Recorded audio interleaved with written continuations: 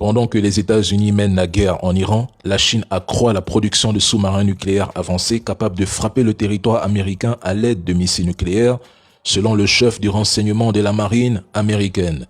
Il s'agirait de deux nouveaux sous-marins chinois, les types 095 et 096.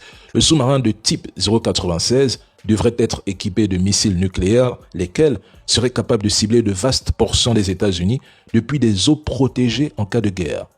Pendant que la marine des États-Unis déploie 71 sous-marins au total, la marine chinoise en aligne déjà plus de 60.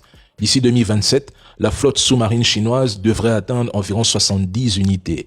À l'horizon 2035, une expansion continue pourrait porter ce chiffre à près de 80 sous-marins dévançant les Américains, dont environ la moitié à propulsion nucléaire.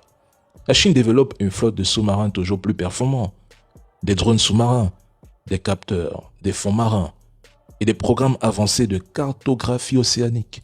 En cas de conflit majeur avec l'Iran, une partie significative des porte-avions, destroyers, croiseurs et sous-marins d'attaque américains seraient redéployés ou retenus au Moyen-Orient pour protéger les routes pétrolières, contrer les proxys iraniens et soutenir l'entité. Ça va réduire directement la densité de forces américaines dans le Pacifique occidental où la Chine accélère sa production de sous-marins.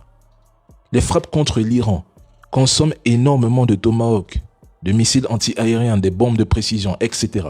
Des rapports indiquent que les stocks américains de Tomahawk pourraient être sévèrement épuisés après quelques semaines intenses. La production américaine est lente et le groupe AUKUS dans le Pacifique occidental ajoute de la pression aux États-Unis. Une guerre en Iran, surtout avec troupes américaines au sol, serait un cadeau stratégique involontaire à la Chine et à la Russie. Une guerre qu'ils ne pourraient pas gagner et qui les affaiblirait face à la Chine en cas de confrontation.